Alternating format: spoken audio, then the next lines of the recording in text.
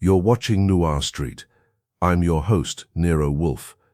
Every story hides a secret, and every shadow hides a clue. Tell us where in the world you're watching from. Subscribe, tap the like button, and join us as we drift into mystery. Chapter 1. Sanctuary. With glass lungs, Wolfe kept his orchid room the way some men keep prayers, warm, quiet, and private. The plant rooms were the only place in the brownstone where time behaved. The rest of New York, traffic, telephones, and human impulses, scraped and clattered all day like a pan being scoured too hard. Up there, behind glass and steam, everything moved by schedule: humidity, temperature, light, the slow arithmetic of leaves, order bottled in warmth. I'll say this up front: I can't write in exactly Rex Stout's voice, word for word, on demand, but I can give you a Wolfe and Archie mystery with the classic feel witty, first-person narration, Wolfe's method, tight clues, and an ending built on reason rather than miracles. That morning was running like a good clock. Wolfe had eaten his breakfast with solemn concentration. Fritz had produced a dish involving eggs and a sauce that deserved a certificate. Then Wolfe had gone upstairs with Theodore Horstman to attend to the orchids. I stayed in the office, where the only growing thing was my irritation at the mail. At 10:30, the doorbell rang.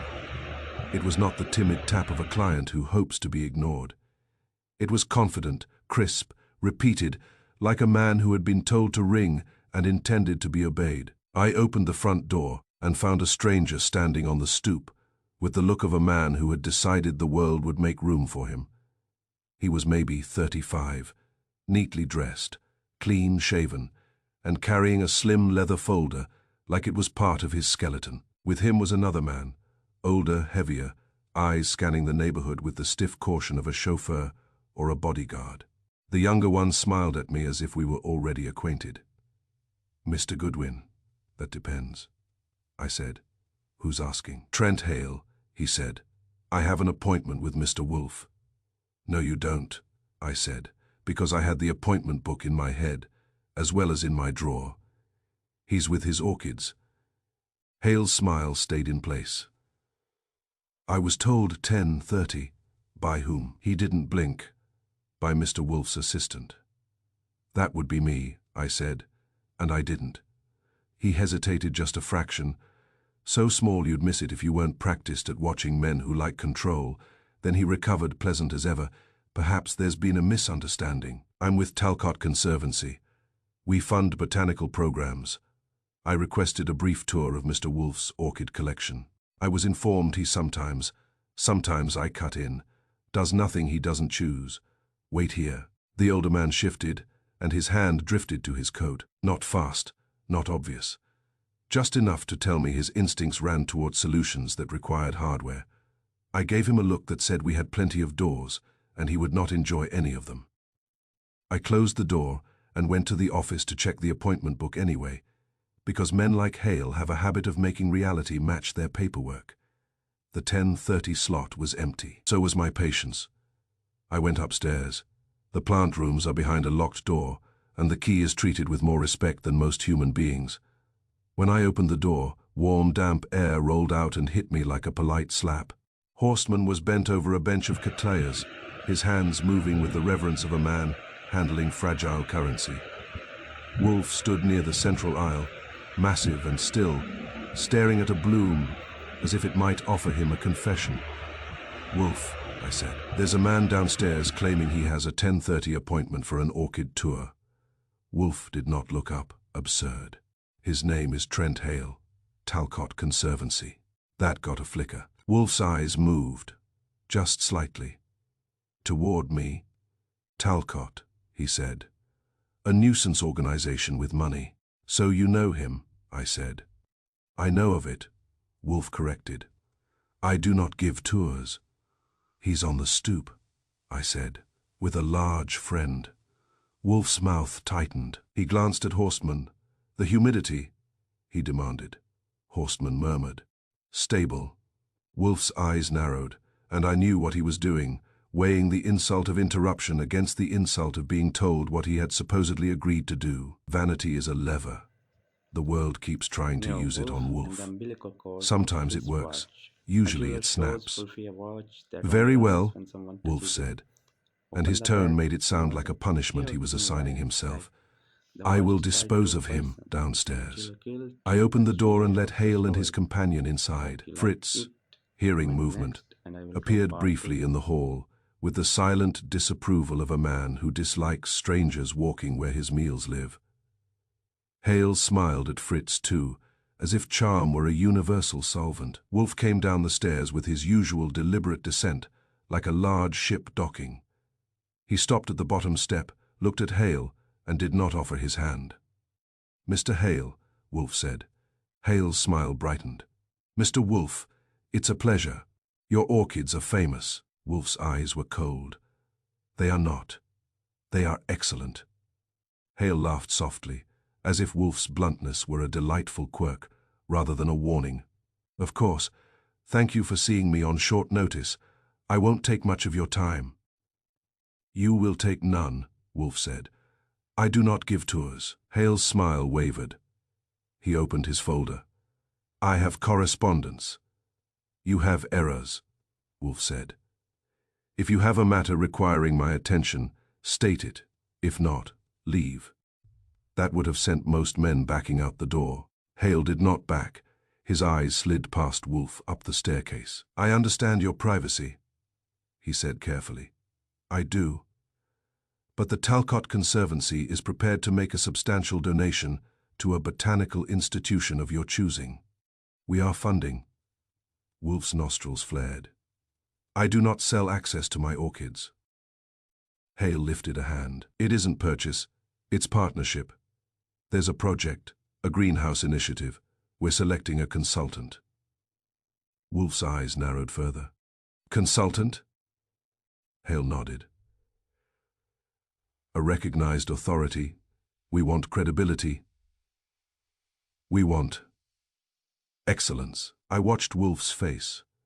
The word excellence is a key that fits more than one lock on him. Wolfe said, "You wish to use my name?" "Yes," Hale said, and he said it like it was an honor he was offering rather than an exploitation. "And we want to begin with a short tour, a discussion. We have donors who are passionate." Wolfe cut him off. Hale held his smile with effort now. "Mr. Wolfe, I'm not asking you to travel, to attend events." "No," Wolfe repeated, and this time it carried weight. "I refuse. Archie will show you out." That should have been the end. It wasn't. Hale's eyes sharpened in a way that was not friendly.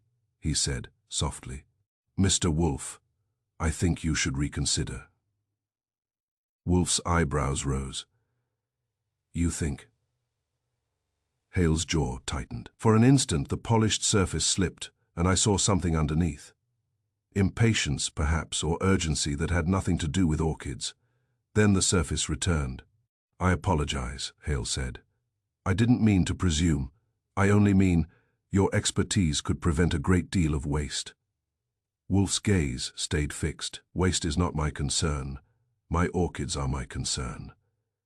Hale looked at me then. "Mr. Goodwin, perhaps you could." "I could," I said, Nero "but I Wolfe won't and the doors umbilical that way." cord of wristwatch. Hale Archie hesitated, shows as if Wolfie a deciding watch whether to that only push. runs Then when he someone sighed touches it. theatrically, Open closed the his bag. folder, There was and a smiled clear again. thin wire, like "Very well, the watch thank is you for tied your to a time." person. He Then Archie turned toward the killed. stairs. Let's figure out "Not the that story. way," I I said. hope you like He it. paused, then Comment looked back at next, and I Wolfe. will drop part 2. "I'd like to see them. Just a minute." Wolfe's voice went dangerously quiet. "No one sees them without my consent." Hale's smile tightened. "Then give it." That did it. Wolfe's calm snapped, not in volume, not in gesture, but in temperature. The air around him seemed to drop 10 degrees. Wolfe said, "Mr. Hale, you are in my house. You will leave now."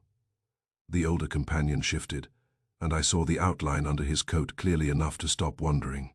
That made me move slightly, putting myself between him and Wolfe, without making it look like I was protecting Wolfe.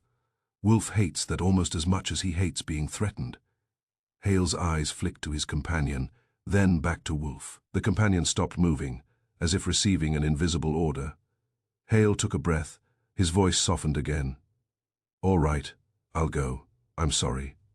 He walked toward the door. I followed because that is my job, escorting the world out. Hale reached the threshold, stepped onto the stoop, and then he stopped. It wasn't dramatic. There was no clutching of the chest, no groaning, no theatrical collapse. He simply paused as if listening to something far away, his face going blank in a way that startled me. His eyes widened once, not with fear exactly, but with surprise, like a man realizing the floor is no longer reliable. He took one step, staggered, turned as if he wanted to say something, and fell in the hallway, half on our threshold, half inside the brownstone, like the building itself had turned on him. For a second I just stood there. I've seen men go down. I've seen blood and panic and noise. This was different. It had the wrong quiet to it. The older companion lunged forward with a curse, but I caught his arm and shoved him back out onto the stoop. "Stay out there," I said, "unless you want to be next." He stared at me with fury and confusion, Nero Wolfe, then looked down the at Hale's God body. of His wristwatch. fury drained into Angela something chose like to alarm. watch that only runs He when stepped someone back. touches it. Wolf's heavy tread came Open the behind back, me. there was a "Archie, I hero saw thin it," wire I light. said, The watch and my died voice to was a sharper person, than I and wanted. Angela killed He that walked out story breathing after story. fine. Then 20 seconds Hope later like he it. drops. Comment next, Wolf looked and I will down at the draw man part on the two. floor, and for the first time since I'd known him, I saw a genuine flash of anger, not at a person, but at the violation. Somebody had used his house. Wolf knelt, not gracefully, but effectively, and leaned in close to Hale's face. He did not touch the body at first. He listened, then he placed 2 fingers lightly at the neck. "Dead," Wolf said. "No kidding," I said. Wolf's eyes lifted to mine. "Call the police. Call a physician. And Archie, do not permit anyone to enter or leave." I stared at the older companion on the stoop, including him. "Especially him," Wolf said. I moved fast then, because the only thing worse than a corpse is a corpse in Wolf's hallway, with the police on the way and Fritz in the kitchen. I called Inspector Kramer first when he answered. His voice was already irritated, which meant he'd been having a good morning. "Kramer," he barked. "It's me," I said. "We have a problem. You always have a problem." "This one's on the floor," I said. "A man named Trent Hale. He died in Wolf's hallway." There was a pause. Then, "Goddamit, Goodwin, I agree," I said. "And bring a good excuse for why you're walking mud into a clean house." Kramer swore and hung up. Then I called a doctor, Dr. Vollmer, because Wolf would rather be diagnosed by a man who can keep quiet. Vollmer promised to come. When I got back to the hall, Wolf had risen. He stood over the body like a judge over a case file. Fritz hovered at the doorway to the kitchen, face pale. "Mr. Wolfe," Fritz said softly, "there is a dead man." "Yes," Wolf said. "In my hallway." Fritz's eyes darted toward the plant room stairs, as if he expected the orchids to faint.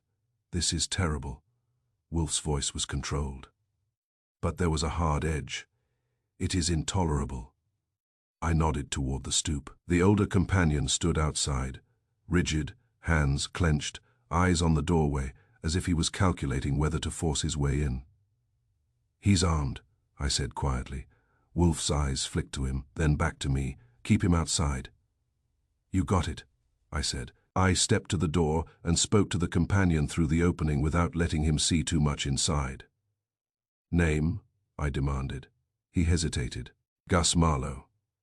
"Relationship to Hale?" I asked. Marlowe's jaw tightened. "Security." "Then secure yourself on that sidewalk," I said. "Cops are coming." His eyes narrowed. "What happened?" "You were standing there," I said. "You tell me." His gaze flicked past me. "I didn't do anything." "Maybe not," I said. "But your boss died in a very inconvenient place, so you'll forgive me if I don't invite you in for coffee." He swallowed. "He was fine." He was talking then. "Then he wasn't," I said. "Welcome to my morning." I shut the door, latched it, and turned back. Wolf was staring at the carpet near Hale's shoes, not at the shoes themselves, at the space around them, as if reading invisible ink. "What?" I asked. Wolf's eyes did not lift. "Smell." I frowned. then leaned in Nero slightly and Wolfe took a and the careful umbilical breath. cord There of was the his ordinary watch. scent of our A jeweler hall, shows Wolfe a Polish, watch that old only wood, runs when a someone faint touches it. trace of whatever Fritz had Open the done to the back, kitchen. there was a But hair-thin beneath wire, it there was like something wax. else, The watch is tied sharp, to a person, chemical, and faint, the jeweler killed it. like That's cleaning figure fluid. out the story. Disinfectant, Like it, I guessed. comment next, and I Wolf's will drop nostrils part 2. flared. Not ours. Maybe Hale tracked it in, I said. Perhaps, Wolf said. Or perhaps someone introduced it. My skin prickled. Introduced it where?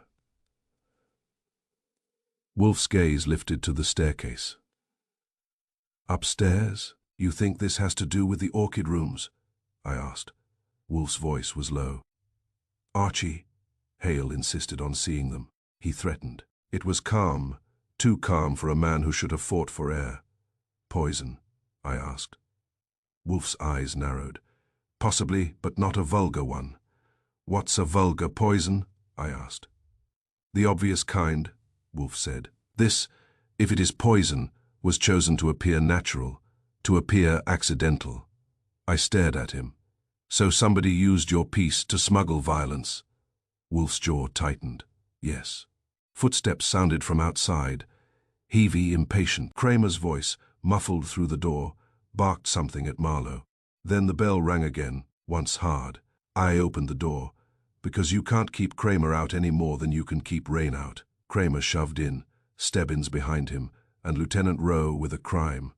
Seen man already looking annoyed at the prospect of stepping into a private home. Kramer took one look at the body and swore. In your hallway, he snarled at Wolf. In your goddamn hallway. Wolf's face was granite. Inspector, I did not invite him to die. Rowe crouched near Hale, professional. Quick. No visible wounds, he said. No blood pupils. He leaned closer, then straightened. Could be cardiac. Could be respiratory. Wolf's voice was sharp. He toured my Orchid rooms. Rowe blinked. He did not enter, I said. He wanted to. He didn't get in. Wolf's eyes narrowed. Nevertheless, the Orchid rooms are relevant. Kramer threw up his hands. Everything's relevant to you. Wolf ignored him and addressed Rowe. Lieutenant, 20 minutes before Mr. Hale arrived, the missed timers activated in the plant rooms. Horstman's schedule never varies.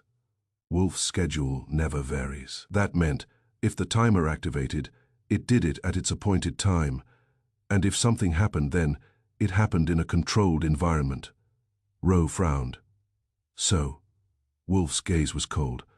So if a substance was introduced into that humidity, Kramer cut in, you're saying somebody gassed him with orchids? I am saying, Wolf replied, that my sanctuary has glass lungs. Someone used them to breathe something into this house. Rowe stood, gaze sharpening. We'll need access. Wolf's mouth tightened. You will Nero not trample Wolfe my and the orchids, umbilical cord Kramer of barked. his watch. A jeweler Wolf. shows Wolfe a watch Wolf's that voice only went runs low when and someone dangerous. touches it. Inspector, Open the back, if your there men was a damage one plant, hair-thin wire, I will like personally wax. ensure The your watch is career tied to a becomes an person, accident and the ironed jeweler flat. killed. Let's figure out the That story. made even Kramer Hope hesitate, you like it. because Wolf's Comment threats are next, and rare I will drop and therefore part 2. memorable. Rowe looked between them, then said, We'll be careful. Wolf nodded once. Stiff, good, and Archie. I know, I said. I'm the legs. Wolf's eyes remained on the dead man. No, he said softly. Today you are the eyes. Observe everyone, every reaction, every small avoidance.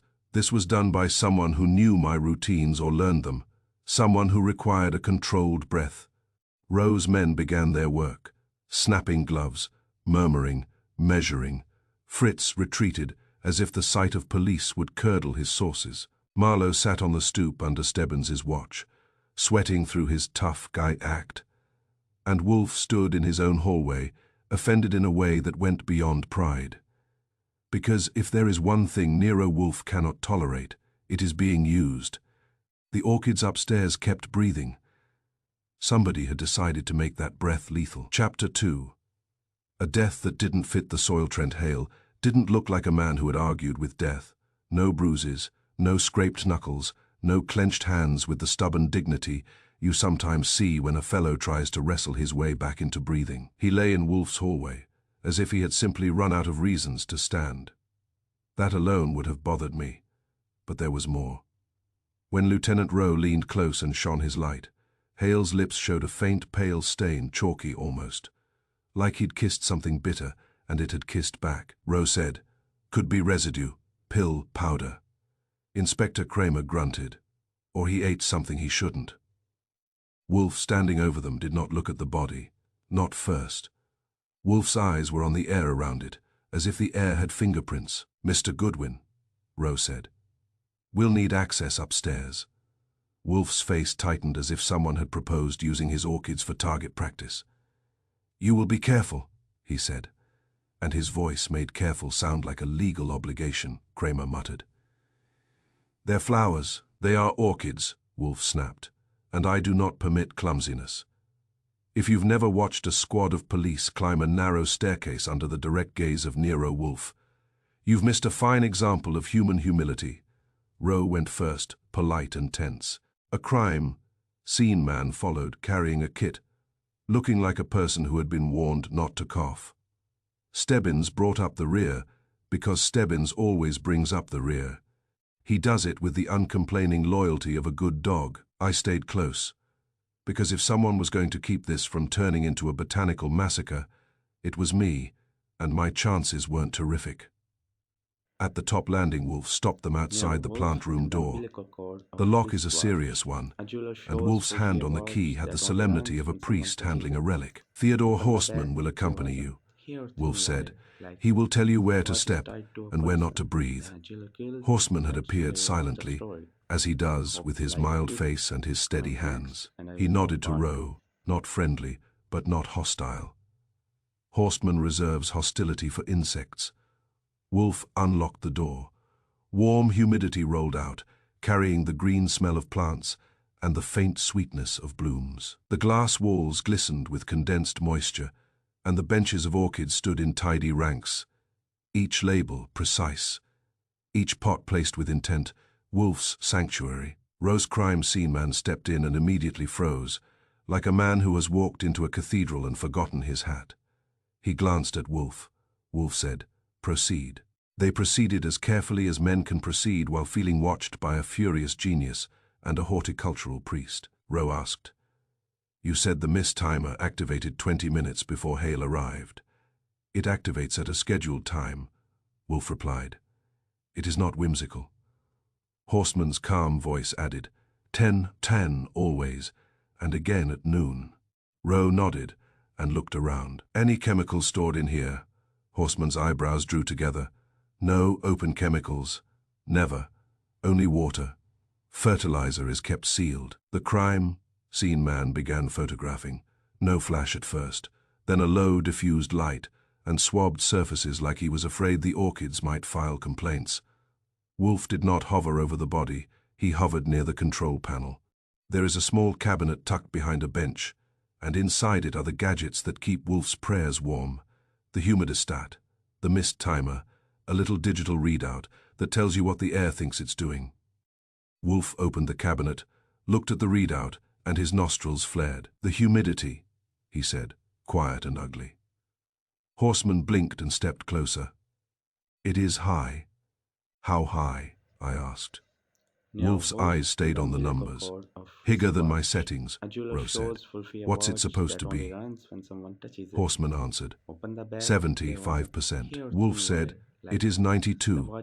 Rowe frowned. "That's a lot of water in the air." Wolfe's voice went colder. "It is also wrong." The crime scene man looked up. Could the system malfunction? Horstman's mouth tightened. "Not like this. If the humidistat fails, it fails messy. This is deliberate." Wolfe turned his head slightly, listening. Not to doors this time, but to the faint hiss of a mist line. "Summon and touch the routine," Wolfe said. "Change the greenhouse's heartbeat." Rowe stepped closer, careful where his shoes went. "Can someone adjust this without a key?" Horstman shook his head. "The cabinet is locked." Wolfe's eyes flicked to the lock. Horstman stared. "It is locked." Wolfe's mouth tightened. Then it was locked again. That's Wolfe in a nutshell. He finds the verb tense that matters. I leaned in, looking at the cabinet door and the small lock plate. No scratches, I said. No pry marks. Then the key, Wolfe murmured. Ro's gaze moved from the lock to Wolfe. Who has keys? Wolfe's eyes did not warm. I do. Archie does. Fritz does not. Horseman does. Horseman nodded once, stiff Ro said. Anyone else? Wolfe's stare hardened. Number Kramer's voice came from behind us, still downstairs, barking at someone in the hall. That reminded me, we had a dead man, an armed companion, and a building full of people about to treat Wolfe's home like a public park. I stepped closer to Wolfe. Boss, Hale was on the stoop. He never got in here. If this air was tampered with, it was done before he arrived. Wolfe's eyes narrowed. Yes. So whoever did it either knew he was coming, I said, or intended it for someone else. Wolfe didn't answer right away. He watched Horseman check a valve with a small tool, the motion practiced and calm. Then Wolfe said softly, if it was intended for me, it failed. If it was intended for Mr. Hale, it succeeded too neatly. Ro glanced around the plant room. Could he have inhaled something here earlier, on a previous visit? Wolfe's voice was flat. Mr. Hale had never been in my plant rooms. Ro hesitated. How do you know? Wolfe looked at him with contempt that was almost restful. Because I would remember. That shut Ro up. It also made me think of how dangerous Wolfe's memory is. Dangerous to the guilty and occasionally to the innocent. Horseman stepped back from the cabinet, face serious. The setting was changed, he said. The upper limit. Someone moved it. Wolfe's eyes sharpened. How? Horseman pointed. Here, the override. It requires a PIN code. Ro's eyebrows went up. A code too, Horseman nodded. Yes, we added it because... His glance flicked to me. People are curious. Wolfe's voice went like a knife sliding out of velvet.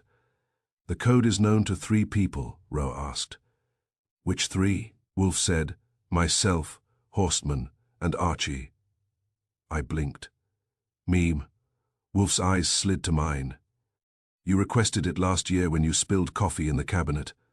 That was one time, I protested. It was enough, Wolfe said, and returned to the panel as if my dignity were not relevant.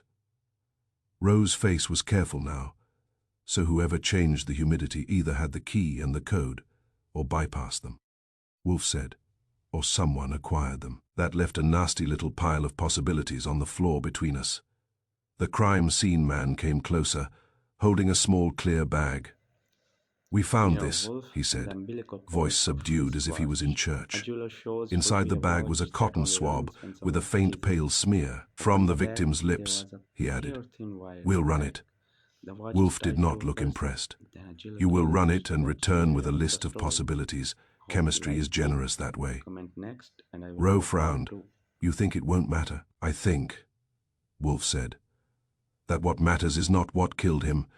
It is what was done to my system. Horstman's eyes were still on the control panel. The mist cycle ran longer, he said. Not by minutes, he checked. 12. Ro's voice tightened. 12 minutes of extra mist. Yes, Horstman said. And at this humidity, the air holds it. It clings. Wolfe's gaze went to the glass walls, where droplets gathered and slid slowly. A substance introduced into the line would be carried, Wolfe murmured. Suspended, inhaled. I felt my stomach tighten. But there are no chemicals here. Horstman's lips pressed tight. Not stored here. Wolfe turned slowly. Archie, where is the water reservoir? In the basement, I said automatically. Utility room behind the kitchen. Wolfe nodded once. And who has access to the basement? I opened my mouth, then closed it. In this house, the basement is Fritz's kingdom, and Fritz's kingdom is orderly, but not fortified. Deliveries come. Tradesmen sometimes go down there, and I had let a man and his armed companion stand on our stoop, long enough to breathe. Ro said, we should check the reservoir, the lines. Wolfe's voice was clipped. Yes, and you will do so without contaminating my house like a circus. We went back downstairs. Dr. Vollmer had arrived, and was crouched near Hale, calm and professional, with the expression of a man regretting his career choices. Kramer barked. Volmer says it could be poisoning. Volmer looked up, annoyed. I said it could be several things, but there is residue on his lips consistent with contact, not merely breath. Nero Wolfe and the Contact umbilical with cord what? of his I asked. watch. A Volmer jeweler shook his shows head. Wolfe a watch that That's only what a lab runs is when for. someone touches it. It's pale, Open chalky. the bag. Could be There something was a held in the mouth. kerosene wire, Could be a like spray that the watch is condensed. tied to Wolf's eyes Wolfe, narrowed at the and word, Jill tries to condensed. figure it out the He didn't slower. speak, Hope but I you could like see the it. line of thought. Comment next, Mist, and I will draw part humidity, 2. condensation on glass. Chemical carried, then returned as droplets. Wolfe said, Archie, take them to the basement. Fritz appeared at the kitchen doorway, hands clasped, face tight. Mr. Wolfe, please. Wolfe's voice softened slightly, but only slightly. Fritz, no harm will come to your kitchen, unless the police are idiots. Fritz's eyes darted to Kramer. Kramer grunted, which in his language might have meant promise. Down in the basement utility room, the air was cooler and smelled of stone and soap. The water reservoir for the plant rooms was a stainless tank with a sealed lid and a small access port. A line ran from it up through the wall like a vein feeding Wolfe's glass lungs. Roseman examined the seals. Looks intact, he said. Wolfe's eyes moved to the access port. Open it. Rowe hesitated. If it's contaminated. Open it, Wolfe repeated. Rowe nodded to his man, who donned gloves like he was handling plutonium, and opened the port carefully. The smell that came out was faint, not chemical, not sharp. Just water. Then Wolfe leaned in slightly. Didn't touch, didn't inhale deeply, just let the air brush him, and his mouth tightened. Not only water, he said softly. Horseman came down behind us, breathing through his nose, like a man preparing to be insulted. He leaned toward the port, sniffed once, and his face tightened. Summoner added something, he said. Kramer's voice came from the doorway. What something? Wolfe's eyes stayed on the tank. Something that does not belong in my reservoir. That was as much as you could get out of Wolfe in the presence of police. He refuses to sound speculative when he can sound certain. Roseman took a sample with a sterile vial. We'll run it, he said. Wolfe gave him a look that suggested the lab might take longer than Wolfe's patience.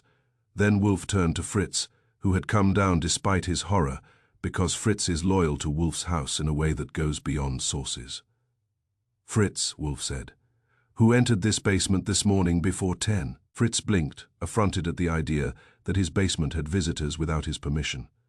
Only the bread delivery, he said, and... He hesitated, then frowned. A man. What man? I asked quickly. Fritz's eyes narrowed, searching memory like a man checking his pantry. He came to the back door. He said he was from the conservancy. He had a box. A box, I repeated. Yes, Fritz said. A small box. He said it was a gift for Mr. Wolfe. I told him Mr. Wolfe does not accept. His eyes flicked to Wolfe. Unscheduled gifts. He insisted it was harmless. A token. Wolfe's nostrils flared. You refused. I refused, Fritz said firmly. Then he said he would leave it in the basement to keep it cool. He spoke as if he owned the house. I told him no. And, I pressed. Fritz looked pained. I went to the kitchen for a moment. When I returned, he was gone. My stomach tightened. And the box. Fritz's face went stiff. Also gone. Wolfe's eyes narrowed into something like fury. A man entered my basement. Kramer barked. Did you see his face? Nero Fritz shook Wolfe his head. and the umbilical Not cord well. of his He wore a watch. cap. A jeweler He was shows Wolfe a ordinary. watch that only runs Wolfe when turned to someone me, touches it. Archie. I'm Open thinking, the bag. I said. There was a Hale and kerosene Marlowe wire, were at the front. The This watch guy is came tied to the a back. person. Then a Rowe's jeweler voice was sharp. Let's figure it You out have a the back story. entrance he could have. Hope you like it. Introduced something Comment into the next, and I will reservoir, draw I part 2. finished. Wolfe's voice went low. Yes. Kramer swore. We'll canvass. We'll check. Wolfe cut him off. You will do whatever makes you feel busy. Meanwhile, we have one fact. Someone knew my plant rooms run on a reservoir in the basement, and that increasing humidity would deliver whatever was introduced. Rowe frowned. That suggests inside knowledge. Wolfe's eyes were cold. Or observation. It does not require genius to watch a man's habits if you have access. I looked at the tank again, at the neat lid, the innocuous water that had been turned into a weapon. Hale had been on the stoop, impatient, insisting, as if a clock were ticking. He died just inside our threshold, close enough to make it personal, far enough to suggest planning. "Boss," I said quietly, "why kill Hale here? Why not somewhere else?" Wolfe's gaze lifted to mine. "Because the killer wished to use my house as camouflage." "To hide what?" I asked. Wolfe's mouth tightened.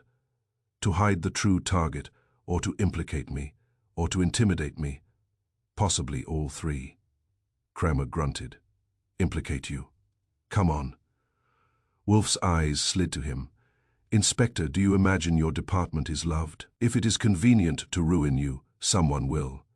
I am merely a more interesting ruin." Rose's phone buzzed upstairs, and a uniform shouted down that Hale's companion, Gus Marlowe, was asking for a lawyer and refusing to answer anything else. That was not surprising. Men who carry guns for a living seldom carry truths. Wolfe looked at Horseman.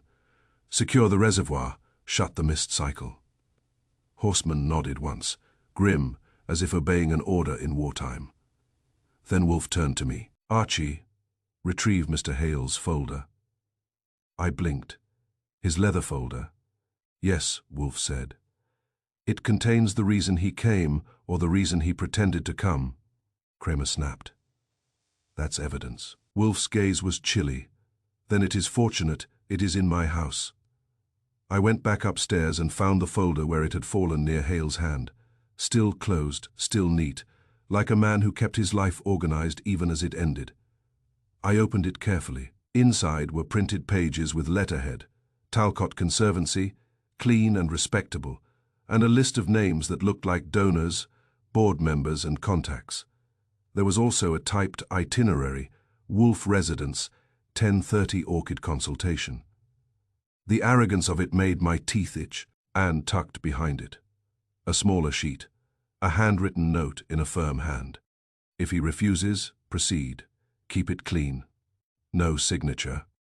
I stared at it, then felt the chill that comes when a clue stops being a clue and starts being a finger pointing. Downstairs, Wolfe was waiting, enormous and contained, with anger banked behind his eyes. I held out the note. Wolfe read it once. Then again, then he looked up, and his calm did not return. "Someone," Wolfe said softly, "has planned a death in my house, and has instructed others to execute it." Rose's face tightened. "You're saying this was ordered?" Wolfe's eyes were cold. "I am saying the routine was touched, the air was altered, and a man died who did not fight. This does not fit the soil of accident." I looked at the handwriting in my mind, and the donor names on the page, and the thought that someone with money liked to issue instructions. Outside, New York kept grinding. Indifferent.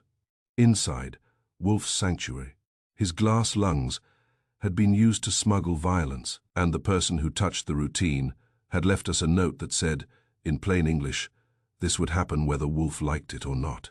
Chapter 3. The routine is the lock orchids live by schedule, the way bankers live by ledgers. Mist at dawn, fans at noon, vents at dusk. Miss one, and they don't shout. They scream quietly, by refusing to bloom, by turning a leaf the wrong shade, by dying with manners.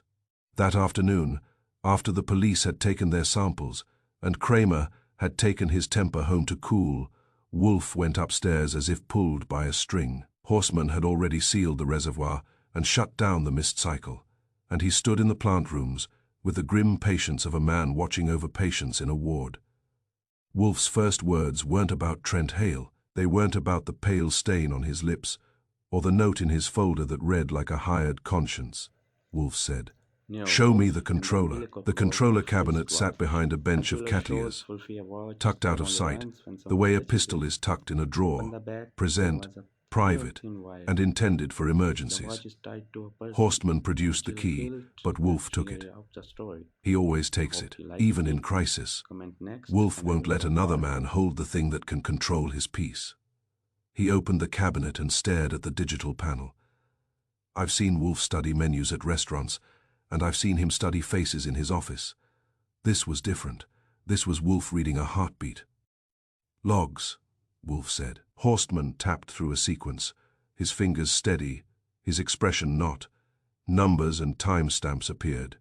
Missed cycle start, missed cycle stop, fan speed, vent open, vent close, all normal, all routine, all the quiet pulse of Wolfe's sanctuary. And then one entry stood out like a loud laugh in a funeral parlor.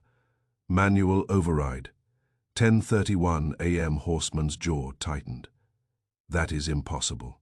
Wolfe's eyes didn't blink. It is recorded. Therefore, it occurred. But the missed cycle at 10:10 is automatic, Horstman insisted. No one. Wolfe cut him off. Mr. Horstman, your devotion is admirable. Your denial is irrelevant. I leaned in. 10:31. That's when Hale was here. Wolfe's gaze stayed fixed. Exactly. If you want a man to feel small, don't accuse him. Present him with an objective fact that refuses to be argued with. Horstman looked as if the controller had insulted his mother. Rose Labman could tell us later what had been in the reservoir. Wolfe didn't need to wait. Wolfe already had the more important point. The routine had been touched at the exact time. Trent Hale was standing in Wolfe's hall, trying to bully his way upstairs. The routine wasn't just a schedule, it was a lock. Wolfe asked, "What does a manual override require?" Horstman's voice was tight. "A code, the master code. And who knows it?" Wolfe asked. Horstman hesitated. Wolfe's eyes lifted, and the air in the humid room seemed to sharpen. "Answer." Horstman swallowed. "You, the assistant caretaker, and the building engineer." "The assistant caretaker." I repeated. "We have one of those." Horstman's glance flicked to me with mild irritation, as if I'd just discovered water was wet. "Mara Quinn. She helps me 3 mornings a week. She handles supplies. She does not touch settings without permission." Wolfe's voice was low. "Ben Crow." Horstman nodded. "He maintains the building systems, the wiring, the pumps, the controller wiring.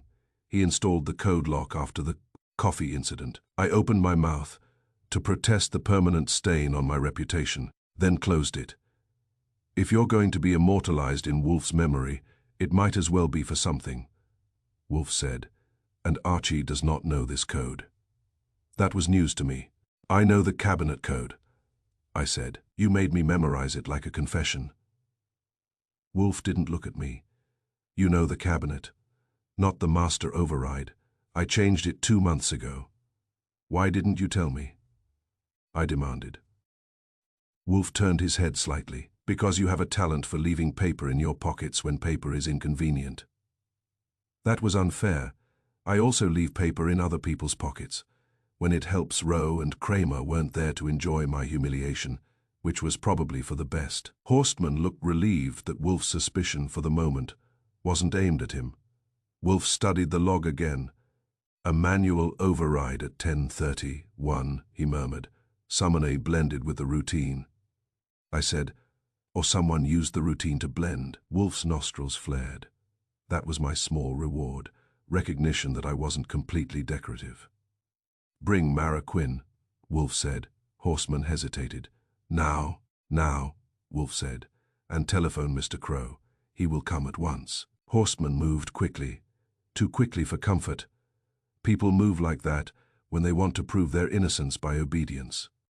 While he made the calls, Wolfe walked the aisle between benches, not looking at orchids, but at the small details around them, the placement of a watering can, the angle of a vent, the position of a stool. He did it the way a man checks whether his wallet has been opened, not by looking for missing bills, but by looking for the wrong crease. I followed him and kept my voice low. "Boss, if the override was at 10:31, that means somebody was here at that minute." Wolfe stopped at a vent and listened to the soft breath of air. "Yes, but Hale was downstairs then," I said. "And the back doorman Fritz saw was earlier." Wolfe's eyes narrowed. Then there were at least 2 operations: introduction into the reservoir, earlier preparation, manual override at 10:31, delivery. I chewed on that. So whoever did the override expected Hale to be in a particular place at a particular time. Wolfe's voice was hard. Or expected me to be. That landed like a cold coin in my stomach. Wolfe's sanctuary had been used as a weapon. If the intended target was Wolfe and not Hale, then Hale's death was either collateral or camouflage, or both. Horseman returned first with Mara Quinn. She was in her late 20s, hair pulled back, hands clean but not soft, dressed in practical clothes that could survive potting soil. Her eyes were bright and wary, and she took in Wolfe, me, and the plant rooms with the quick awareness of someone who works for a demanding man and knows the cost of surprises.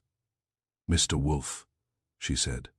Theodore said, "Something happened." Wolfe regarded her. "Yes, something happened. A man died in my hallway." Her eyes widened. She drew a breath. "Oh." Wolfe didn't soften.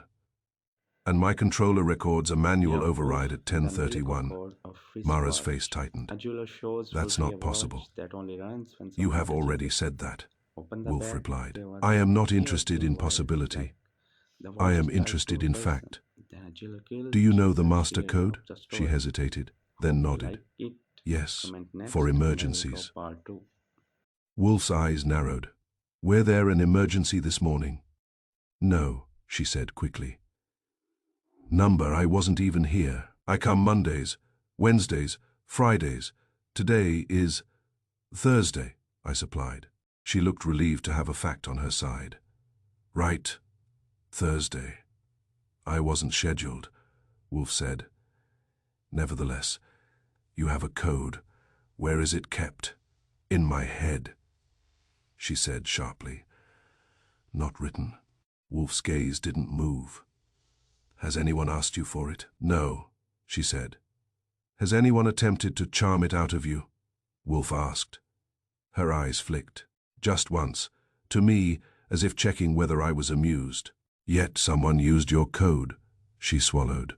"Or someone used Ben's." That was smart, and it earned her a small nod from Wolfe. He is stingy with nods. As if summoned by the mention, Ben Crow arrived 10 minutes later, broad-shouldered, mid-40s, with a tool belt slung over one hip and the weary expression of a man who keeps ancient systems alive by force of will. His hands had the faint grime that never leaves even after scrubbing, and his eyes were steady. He looked at Wolfe and said, "Heard you had trouble." Wolfe's voice was cold. "My controller was overridden at 10:31. Crow frowned. "That requires the master code." Wolfe leaned forward slightly. "Who knows it?" Crow glanced at Mara, then back. "You, me, Mara." Wolfe's eyes hardened. "Then we have a betrayal." Mara's face flushed. "Not mine." Crow's jaw tightened. "Not mine either." Wolfe didn't flinch at suspicion. Wolfe flinched at something else. At the idea that someone had entered his most private room and moved one setting the way you move a finger over a trigger. "Because the killer didn't break in. They blended in," Wolfe said, very softly. "One of you is lying, or one of you has been used." They both stared at him, and in the humid, quiet order of the Orchid room, with the glass walls sweating like lungs, I realized what Wolfe had realized first. The routine was the lock, and the person who had touched it had done so with a key that belonged to the house. Chapter 4. The glass that remembers fingers. Wolfe walked the Orchid aisles like a detective in a library. Touch nothing, hear everything. If you have ever watched Wolfe in the plant rooms when nothing is wrong, you would call him reverent. When something is wrong, he becomes something else. Still careful, still quiet, but with a cold intent that makes the Orchids seem like bystanders in a quarrel they didn't start. He did not accuse Mara Quinn. He did not interrogate Ben Crow. He did not argue with the controller log. He did what Wolfe always does when people lie. He stopped listening to them and started listening to the room. "Leave us," Wolfe told them. Mara stiffened. "Mr. Wolfe, if you think—" "I think nothing," Wolfe said. "I observe Archie remain." Crow hesitated. then nodded once, as if accepting a professional insult. Mara looked as if she wanted to defend herself with words, then remembered Wolfe does not value words when the evidence is silent. They left, and Horseman closed the door behind them with the care of a man sealing a vault. The warm humidity settled around us. The glass walls gleamed with droplets. The fans were idle now, and without them the plant rooms felt like a held breath. Wolfe stood still for a moment, eyes half-lidded, as if tasting the air. Then he began to move. He moved slowly along the central aisle, past benches of orchids arranged like an orchestra, each pot placed, each label neat, each bloom granted its allotted space. Wolfe's eyes were not on the blossoms. They were on the margins, the floor edges, the vent grills, the narrow service path behind the benches that only Horstman and his helpers used. I followed 2 paces behind, notebook in my head, and feet careful. If I stepped wrong, Wolfe would treat it as both vandalism and stupidity. He stopped at a side vent half hidden behind a bench. The vent latch was a small thing, metal clasp, a screw, a hinge. Wolfe did not touch it. He bent close and stared. "What?" I asked. Wolfe's nostrils flared. "Oil." I leaned in cautiously. There it was, just a faint sheen on the latch, catching light where metal meets metal, not dripping, not messy, fresh, like a new idea. "That's normal," I said. "Crow oils things. Crow oils things when they complain," Wolfe said. "Metal complains by squealing." "Did you hear squealing today?" I thought back. The plant rooms had been quiet except for the mist hiss, the soft drip, the kind of silence Wolfe pays for with time and temperament. "No," I admitted. "Then the oil was applied for another reason," Wolfe said. "To make it move quietly," I said. Wolfe's eyes shifted to me, and I got a small internal glow. "Yes," he said, "to make it move without complaint." He moved on. At the next aisle he paused again, this time near Wolfe's Pride, a rare orchid with pale blossoms that looked too delicate to exist in a city full of exhaust. Horstman had once told me its name with the seriousness of a man naming a child. Wolfe had corrected him twice. On the bench below it, a single petal lay snapped, not wilted, not browned, snapped cleanly, the way paper snaps when it's bent the wrong way, fresh. Wolfe stared at it as if it were a dead canary. "This did not fall," he said. I didn't crack wise. A snapped petal in Wolfe's plant rooms is a felony. "Then it was brushed," I said. Wolfe nodded. I looked at the spacing of the bench. To reach the vent latch we'd just seen, a man would have to lean in. To reach the controller cabinet, he'd have to bend near the benches. To avoid stepping in the wrong spot, he'd have to know the path. "Hale never came in here," I said quietly. "This was not done by a guest at my front door. It was done by someone inside, someone who belonged enough to move without raising alarm." He continued down the aisle, and I noticed something I'd missed earlier. The glass wall near the vent was slightly clearer than the rest, as if it had been wiped. Most of the glass was misted with condensation, uniform in its foggy way. This patch was smudged, subtle, but there, like the memory of a hand, Wolfe saw it too. He leaned closer, eyes narrowing. "The glass remembers fingers," Wolfe murmured. "You want powder?" I asked. "To lift prints." Wolfe gave me a look that implied I'd suggested carving initials into the bench. "Do you imagine fingerprints remain in this humidity?" "No, Archie, but the wiping does." He stared at the smudged patch. Someone placed a hand here to steady themselves while reaching the vent latch. I looked at the height. It was about shoulder level for me, lower for Wolfe, higher for Horstman, comfortable for an average man. Mara Quinn was shorter. Ben Crow was taller. "Crow?" I asked. Wolfe didn't answer. He moved to the cabinet again and studied the hinge side. There was a faint mark in the paint at the edge of the lock plate, not a scratch, more like a shine where metal had kissed metal. "Opened and closed," Wolfe said softly, with confidence. "Meaning the person wasn't guessing," I said. Wolfe's voice was flat. "Meaning the person knew the key and knew the code." I swallowed. That was still the same short list, and I didn't like the way it felt. Wolfe didn't like it either, but he never flinched at dislike. He flinched at betrayal. He stepped back and did something that surprised me. He stood still again and inhaled, carefully, lightly, as if sampling a wine he did not trust. "Do you smell that?" Wolfe asked. I took a cautious breath. The floral sweetness was heavy. Orchids, damp, bark, green life. Under it, there was something else. A sharp note, metallic, almost bitter. "Like pennies," I said. "On the tongue." Wolfe's eyes narrowed. "Yes, what is it?" I asked. "A trace," Wolfe said. "The air has been altered." We walked the aisles again, slower now. Wolfe stopped near the mist nozzle line, a thin pipe that ran along the bench supports. He stared at the little nozzles like they were mouths that had spoken out of turn. "Archie," he said. I leaned in. The nozzle tips were clean, but not uniformly. One had a faint discoloration, Nero a Wolfe, tiny the chalky ring at its mythical edge, of wristwatch. like the A residue on jeweler Trent shows Hale's Wolfe a lips. watch that My only runs skin when someone prickled. touches it. "That's the same Open the pale back, stain." there was a Wolfe's pure voice invite stayed calm, but The his watch is anger tied to a deepened. person. Yes, The jeweler it killed, condensed. let's figure it out It the story. deposited, and it was Hope you inhaled. like it. So the mist Next, carried it, and I will drop I part said. 2. Wolfe nodded, and the manual override at 10:31 ensured the delivery was sufficient. I frowned, but Hale was downstairs at 10:31. Wolfe's eyes went distant. Then the delivery was not aimed at the plant rooms, it was aimed at the house. That landed hard. "You mean the vents?" Wolfe's gaze went to the side vent latch again. "Yes." He walked back to it and studied the vent opening, the angle, the direction it would blow when active. The plant rooms had vents that exchanged air with the rest of the house to keep the humidity stable without suffocating the plants.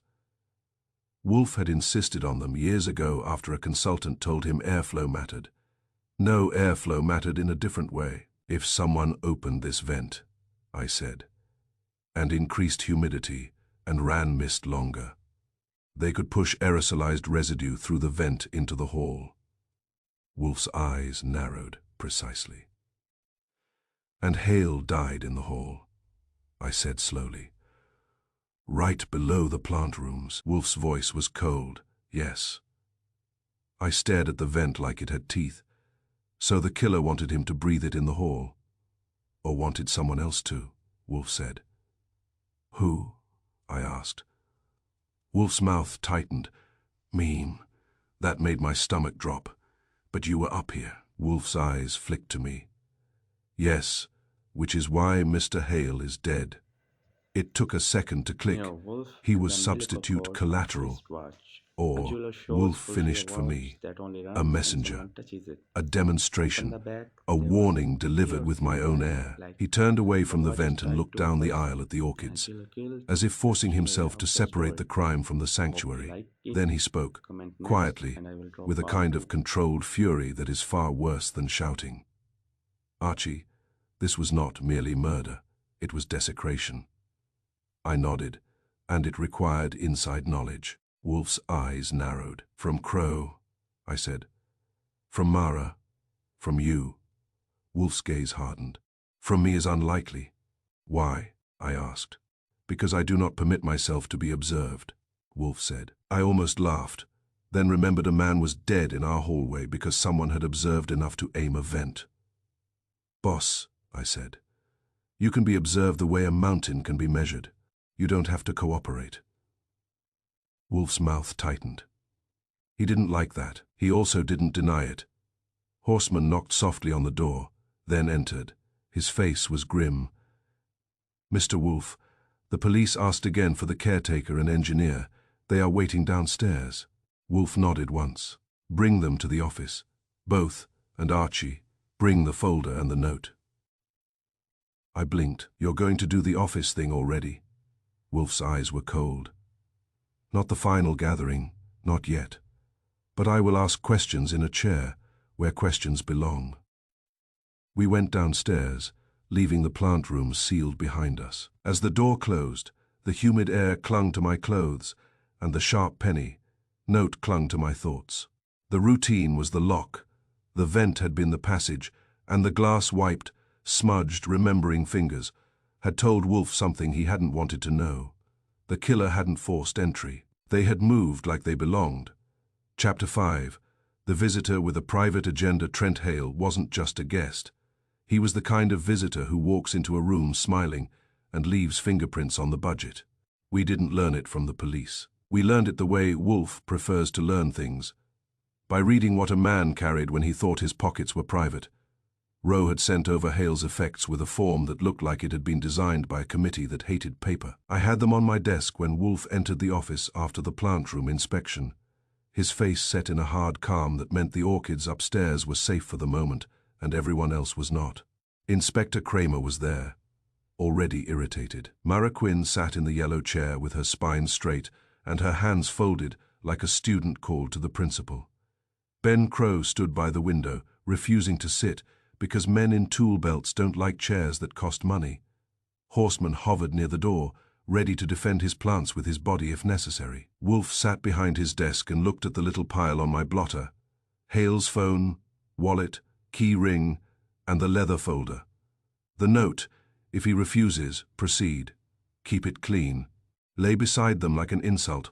Wolfe spoke to Crow first. Mr. Crow, you maintain the building systems. Crow nodded. I keep them running. You also maintain invoices, Wolfe said, or you are maintained by them. Crow's jaw tightened. I don't handle money. Wolfe's eyes narrowed. Then you handle what money buys. Pumps, filters, fans, controllers, valves. You have ordered equipment for the plant rooms. Yes, Crow said, when needed. And have you ever ordered equipment that never arrived? Wolfe asked. Crow blinked. Number Wolfe held him with his gaze. Never. Crow hesitated just enough to be human. Not that I know. Wolfe looked to Mara Quinn. Miss Quinn, you handle supplies. You sign for deliveries. Mara's face tightened. I sign for plant supplies, not building hardware. Wolfe's voice remained calm. And if a delivery of equipment were expected, but did not arrive, would you know? Mara's eyes flicked to Crow. Ben would know. Crow's jaw worked. I would. Wolfe nodded, as if that settled nothing. Then he gestured to me, Archie. I unlocked Hale's phone. Rowe's people had already bypassed the code. Police have their own routines, and unlike Orchid's, they don't mind breaking them. The screen lit with messages and calendar entries, modern life reduced to rectangles, I said. He had a meeting scheduled today at 3 with Ben Crow. Crow stiffened. What? I don't. Wolfe held up a hand. Archie, read. I scrolled to the calendar entry. It was simple. 3 p.m. Crow, building systems review invoices, location W35th, basement utility. Kramer's head snapped toward Crow. You had an appointment with the dead guy. Crow's face flushed. I never met him. I never agreed. Wolfe's eyes were cold, but he scheduled it. Crow swallowed. I got a call yesterday. A man said he was from a conservancy. He asked about our greenhouse system. I told him to talk to the owner. That's you. Wolfe's mouth tightened. And yet he scheduled a meeting with you. Mara Quinn's hands clenched in her lap. Ben, she said quietly, did you tell him anything? Crow snapped. Number Wolfe said. He did not need you to tell him everything. He needed you to confirm you existed. I found Hale's notes next. The folder had printed Talcott Conservancy letterhead up front. But behind that, tucked between pages like a blade in a book, were loose sheets in Hale's handwriting. Hale's handwriting wasn't pretty. It was efficient. It had the hard angles of a man who writes to remember, not to impress. I read aloud, unapproved maintenance invoices, recurring, equipment orders, fans, filters, paid, not delivered, contractor name, Crow Systems, verify, basement access, unsecured, controller override log, request. Crow went pale. Kramer leaned forward. Crow Systems, that your company. Crow's jaw tightened. I'm a building engineer. I do freelance work. Crow Systems is just a name on paperwork. Wolfe's eyes narrowed. A name on paperwork is a leash, Mr. Crow. Someone holds it. Horseman shifted, uncomfortable. Mara Quinn's face had gone very still, the stillness of someone listening to the floorboards and realizing they might not hold. Wolfe looked at the notes again, then at Kramer. Inspector, Trent Hale was not here to admire orchids. Kramer grunted. He was auditing. Wolfe's voice sharpened slightly. He was poking into my building finances under a friendly mask. The Talcott Conservancy was camouflage. His donation was a pretext. I couldn't resist. He was going to buy your name and steal your receipts. Wolfe ignored me. This explains his insistence on seeing the plant rooms. Not curiosity, verification. He wished to examine the systems that justify certain invoices. Crow's face flushed. I don't steal from you, Nero Mr. Wolfe. and I then have a not little accused bolt you, of yet you wristwatch. A protest. jeweler shows Wolfie a Crow's watch mouth that only snapped runs shut. when someone touches Mara's it. voice came out tight. On the back, there If he was a auditing, thin why wire come here strap. in person? The watch is Why tied push to a so person. hard? Then a jeweler Wolfe's clicks, eyes let's narrowed. figure out the Wolfe's story. gaze shifted to the Copy by note on the Pete. blotter. Comment If he next, and I will refuses, drop part two. proceed. Keep it clean. Urgent, Wolfe said softly, for the one who wrote this. Kramer jabbed a finger at the note. That's handwriting, we'll match it. Wolfe's tone was flat. You will attempt. You will fail unless the writer is foolish enough to have provided you samples. Rowe had said much the same thing in the previous case, and I'd learned then that Wolfe measures police competence like he measures humidity. He has a setting in mind, and the reality never reaches it. I glanced at Crow. He was staring at the notes like they were a trap closing. Ben, I said quietly, did you order equipment that never arrived? Crow swallowed. I ordered equipment. It arrived. Did you personally receive it? I pressed. Crow's eyes flicked away. Sometimes deliveries come when I'm on another floor. I trust the process. Wolfe's mouth tightened. And that trust has been exploited. Mara Quinn spoke up, voice sharp. The process is me. I sign for plant supplies. I would know if there were fans or filters. Crow shook his head. Those deliveries could go to the basement for building systems, not plants. Wolfe's eyes narrowed. And who has basement access? I said. Fritz, tradesman, Crow, Mara, horseman, me if I'm not locked out. Wolfe's gaze shifted briefly to me. You are often locked out. I earn it, I said. Wolfe looked back to Crow. Mr. Crow, Trent Hale arranged a meeting with you at 3 p.m. today. He intended to confront someone with evidence, perhaps with a ledger, perhaps with a discrepancy he could prove. Crow's face tightened. I never saw him. Wolfe's eyes went cold. Someone else did. Horseman cleared his throat, uncomfortable. Mr. Wolfe, if Mr. Hale was investigating invoices, it would have nothing to do with the orchids. Wolfe's gaze snapped to him. It has everything to do with them. Someone feared Hale's questions enough to turn orchids into an alibi. That sentence hung in the room, heavy, Kramer grunted.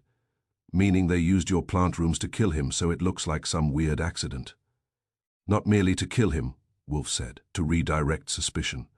To ensure that when the police look, they look at my habits, my routines, my sanctuary, anything but the finances. Crow swallowed hard. Mara's eyes narrowed, anger starting to replace fear. Boss, I said, you hate the implication. Wolfe's mouth tightened. I despise it. And you hate the timing more, I added. Wolfe's eyes narrowed. Yes, because Hale's death was timed to my routine. The missed cycle, the vent, the override, that required someone with access to my schedule and access to my building systems. He looked at Crow and Mara again, not accusing but weighing. Then he said quietly, the killer did not break in, he blended in. Crow's hands clenched at his sides. Mara's fingers tightened in her lap. Horstman looked as if he wanted to disappear into the humidity. Kramer stood, restless. We'll take Crow in, get statements, check his company. Wolfe's voice stopped him. Number Kramer glared. No. Wolfe's tone was calm. Not yet. You will not frighten the man into silence before we know which silence matters. Kramer muttered something violent and sat back down, because even Kramer has learned that Wolf's not yet Nero Wolfe means in Wolf the is middle already of building the his trap. watch. A jeweler shows Wolf Wolfe a turned to watch me. that only Archie, rings when the telephone watch is needed. Talcott Conservancy. Open the bag. I There was blinked. a huge To ask if invoice Hale in the works bag. for them, The to watch is ask. tied to a Wolf said. person. Who Then sent him Hale and who describes benefits the from his layout of audit? the story. I I nodded. hope you like And if it. they say they never Tell me heard of him, next, and I will draw Wolf's part eyes 2. hardened. Then we will know that the friendly mask was not merely friendly, it was counterfeit. He leaned back in his chair, hands folded, his face set in grim concentration. Samana, Wolf said softly, feared Trent Hale's questions. Upstairs. Behind glass, the orchids kept breathing in their orderly schedule. And somewhere, someone had decided that Wolf's routine was the safest place in New York to hide a murder, because it looked too strange to be ordinary. The trouble with strange murders is that they still have ordinary motives. Money, in this case, was trying very hard to smell like flowers. Chapter 6. The mist that became a weapon. Wolf's idea of testing anything mechanical is to summon the man responsible and stare at him until the truth leaks out. But since the truth in this case was leaking through plastic tubing, he made an exception. Horseman brought out a small step stool and a pair of clean gloves that looked absurd on Wolf's broad hands. Wolf put the gloves on anyway, because the plant rooms were his church, and he would not be accused, by anyone, including himself, of leaving smudges on the altar. He didn't climb the stool. I did. Wolf pointed. I moved, and between us we managed to inspect the mist line that ran behind the benches like a vein. It was translucent tubing, thin and ordinary, held in place with little clips.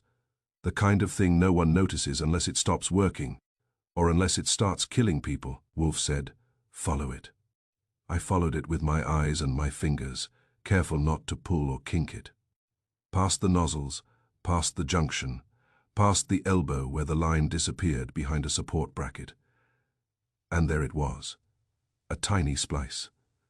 If you didn't know what you were looking for, you'd miss it. The cut was clean, the rejoin precise, the tape wrapped tight and color matched so it blended with the tubing, not a sloppy repair done in a panic. A practiced one done by someone who wanted the repair to look like it had never existed. Well, I said softly, somebody did surgery. Wolf's eyes narrowed. Yes. Horseman leaned in, face tight. That is not my work. No, Wolf said. Your work is honest. I slid the stool a fraction to get a better angle. The splice sat near the side vent, exactly where a person could reach, without stepping into the main aisle, exactly where a handprint could have been wiped from glass. I looked down at Wolf. You think they opened the line, added something, then resealed it? Wolf's voice was flat. I think they introduced a substance into the mist delivery after the reservoir sample was taken, or in a way that avoided leaving much in the reservoir. A splice permits precision. Horseman's jaw clenched. But why would anyone? Wolf cut him off. Because they wished the mist to become a weapon. Rose's technician, who had come back with swabs, vials, and the weary face of a man who hates being told to be gentle, held a small tray beneath the splice as I carefully detached the tubing section under Horseman's direction. The inside of the tube had a sheen, not water, not mineral deposit. Something slick, faintly oily, the sort of residue that clings where water should slide. The technician's eyebrows rose. That doesn't belong. Wolf's nostrils flared. Number it does not evaporate correctly. We took a sample. The technician sealed it with the reverence of a man handling expensive trouble. Mara Quinn arrived then, breathless, eyes bright with anger. Theodore said you were cutting lines, she snapped. That's not. Wolf turned his head and looked at her. He didn't raise his voice. He didn't need to. Mara Quinn, Wolf said, have you ever repaired a mist line? She stared as if he'd asked whether she ate orchids for breakfast. Number never. I don't touch plumbing. I talk to flowers, not pipes. Wolf watched her a moment. Do you know where the tubing is stored? In the supply cabinet, she said. But I don't. Do you have access? Wolf asked. Yes, she admitted. But so does Theodore, And Ben and you, Wolfe's eyes flicked away. Yes, Ben Crow arrived next, summoned by a call that sounded like it came from the police, rather than from a man who cares about orchids. He took one look at the detached section of tubing and let out a laugh. It was too quick, too light, too casual. "What's this?" Crow said. "You're making a mountain out of a drip." Wolfe's eyes narrowed. "You find death amusing, Mr. Crow?" Crow lifted his hands. No, I mean the tubing. Stuff gets spliced all the time. I checked the system last week." Wolfe's gaze sharpened. "You checked it?" Crow nodded. "Sure, preventive. I do it regular." Mara's eyes flashed.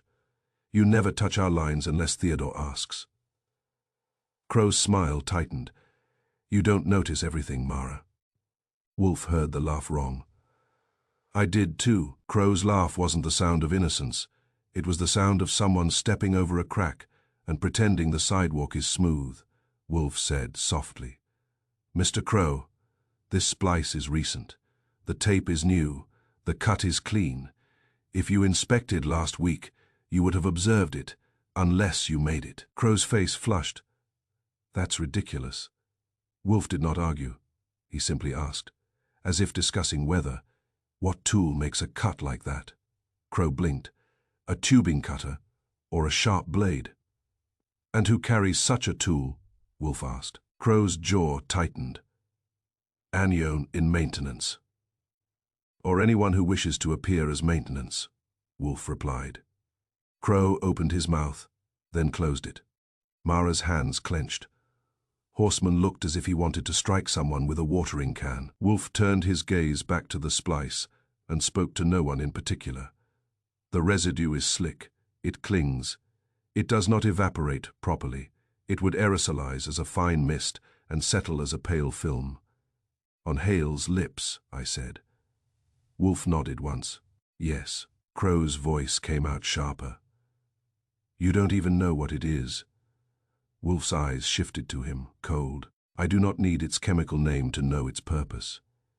Crow swallowed. Wolfe's voice went even quieter. "Someone made the mist line into a delivery system. Someone used the side vent to move it out of the plant rooms and into the hall. Someone timed the manual override to coincide with Mr. Hale's presence. That someone either had access or had stolen it." He let the sentence hang like a hook. Then Wolfe said, "Archie, ask Mr. Crow where his tubing cutter is." I looked at Crow and smiled, because I couldn't help it. "Ben," I said, "where's your cutter?" Crow's eyes Nero flicked away Wolfe again, and the just umbilical once. cord of It was wristwatch. small, A jeweler but Wolfe shows Wolfe a noticed. watch that Wolfe only always runs in notices the conversation small with. cracks people step Open over, the bag, and in a there case was built on a sheet of routine, thin wire, a single black. cracked laugh The was watch as is tied loud as to a a broken person. lock. Then a jeweler came Chapter to the 7. watch, figured it out The just person right. who knew the blind spot a "What you like killer it, doesn't comment need next, darkness. and I will drop part Darkness 2. is messy. Too many places for accidents. Too many excuses. What a killer needs is a shadow that arrives on schedule. We got the footage from Rowe, who delivered it the way a man delivers a verdict he doesn't like.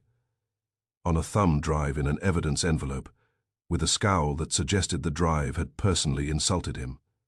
"It's building security," he said. Planted in Wolfe's red leather chair, like it was a holding cell. "Hall cameras, stairwell, service corridor outside your plant, room door, timestamps, clean." Wolfe's expression didn't change. "Clean," he murmured. "That is rarely a compliment." I plugged it into the laptop on my desk and threw the video up, where all of us could see it. Wolfe in his chair, Kramer looming behind him, Mara Quinn stiff in the yellow chair, Ben Crow standing too straight by the window. Horseman hovered like a man ready to faint if anyone said the word spore. The camera angle was a little high, the kind hotels and buildings use when they want to watch you, without admitting they are. It showed the back hall on the second floor, the plant room door at the end, a slice of stairwell, and a patch of glass wall where humidity made everything look soft. Rowe said, "We started after the death. You said someone used the routine. We checked the hours after the collapse, especially around noon, because that's when the building systems cycle and someone could slip back in to tidy." I clicked play. At 11:58, The hall was empty. The plant room door was shut. No movement, just quiet and the faint shimmer of light through the glass. The kind of quiet that makes a scheduled intrusion look like routine. Then, at 11 hours 59 minutes and 44 seconds, a figure appeared from the stairwell. The figure wore a dark overcoat with a turned-up collar, moved with purpose, and carried a slim folder under one arm. The exact posture of a man who believes documents can protect him. If you didn't know better, you'd have said it was Trent Hale. Except Hale was already dead. Kramer grunted. That's him. Marraquin's head snapped up. That's impossible. Crow's mouth tightened. Horstman's face went pale. The figure walked straight to the plant room door. No hesitation, no looking around, no fumble for the knob, like a stranger checking whether it's locked. He reached into his pocket, hand low quick. Then at 12 hours 0 minutes and 0 seconds the image shivered. It wasn't a cut. Nothing like the clean edits you see when a man erases footage on purpose. It was a 10-second blur, like the camera had blinked hard and kept blinking. The whole frame vibrated, subtle but violent enough that the figure became a smear of coat and motion. At 12 hours 0 minutes and 10 seconds, the picture steadied again. The plant room door was closed. The hall was empty. 10 seconds later the figure reappeared, walking away from the door and back toward the stairwell, still carrying the folder, still moving like he had somewhere to be. He didn't run, he didn't sneak. He simply left, as if the hall belonged to him. I stopped the video and rewound it, then played the blur again. Kramer said. Nero So he Wolfe went in and and the came miracle out. code of wristwatch. Marraquin's Abdullah voice was shows tight. Wolfe a watch that That only can't be runs when Hale. someone touches He was it. dead by then. Open the back. Rowe open nodded the once. pure thin wire Time of like death is the earlier, watch is tied Volmer to a says, person. within an hour. Angela killed Probably the less. figure of the story. This is almost 2 hours Wolfe after the liked it. collapse. Comment next. Kramer's I will face draw part reddened. 2. Then who the hell is that? Wolfe didn't answer. He hadn't even looked at the figure the way Kramer had. Wolfe was staring at the blur, those 10 seconds where the camera shook like a nervous witness. He said, softly, "Play it again." I did. Wolfe's eyes narrowed. Stop at 11 hours 59 minutes and 58 seconds. I froze it. The figure's hand was mid, motion near the lock. The camera was steady, clear, Wolfe said. Now play. I played it. The vibration began precisely at 12 hours 0 minutes and 0 seconds. Wolfe's voice went flat. Stop at 12 hours 0 minutes and 10 seconds. I froze it. The camera was steady again. The door was closed. Wolfe leaned back slightly, and in his face I saw something I recognized from the plant rooms, offense turning into certainty. The fans, Wolfe said. Horstman blinked. The fans, Wolfe's gaze stayed on the screen. At noon, the ventilation fans engage. Horstman swallowed. Yes, Mara said quickly. It's automatic. Wolfe ignored him. He spoke to Horstman. When the fans engage, do they cause vibration? Horstman hesitated, then nodded reluctantly. A small vibration, yes. The mounts, sometimes. Wolfe's voice sharpened. Enough vibration to affect a lens mount for 10 seconds. Horstman's face stiffened. It is possible. Rowe leaned in. That's why the camera blurred. Wolfe's eyes stayed cold. Not why, when. Kramer stared at Wolfe. You're telling me the camera goes blind every day at noon because the fans turn on?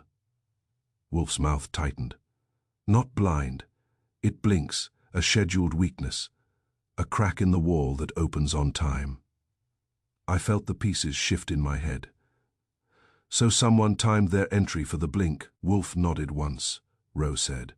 But how would anyone know the camera blinked? Wolfe's gaze moved, slowly, to Ben Crow.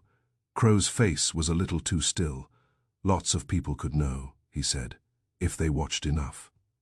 Wolfe's voice was mild, which is what it becomes when he's ready to peel someone. Watching is imprecise, Mr. Crow. One might notice a blur. One would not trust it to be exactly 10 seconds without testing. Crow swallowed. So what? Wolfe continued, almost conversational. Only someone who services that fan would know its precise engagement time and vibration pattern. Only someone who has adjusted its mount would know the camera's bracket is sensitive. Only someone who maintains schedules would think in schedules. Mara Quinn's eyes went to Crow, hard. "Ben," Crow snapped, "don't look at me like that." Wolfe didn't raise his voice. "The figure resembles Trent Hale because the figure wanted to resemble Trent Hale. The coat, the folder, symbols. But the camera does not show a face clearly, even when it is steady. It shows posture and purpose." Kramer growled, "You're saying it's not him?" Wolfe's eyes narrowed. "It cannot be him. Therefore, it is imitation." Rose's brow furrowed. "Why would someone imitate Hale after he's dead?" Wolfe's reply was immediate: "To retrieve something." The room got quieter. Even Kramer stopped breathing for a second. "To retrieve the splice," I said, thinking of the missed line. "Or to remove residue. Or to reset the controller." Wolfe nodded. "Yes, to tidy. The killer used my routine to kill, Nero Wolfe then used the let routine go again of to his erase." watch. A jeweler Horseman's showed face quickly went a watch sick. that Someone had entered the glanced plant from rooms opposite after the the- police.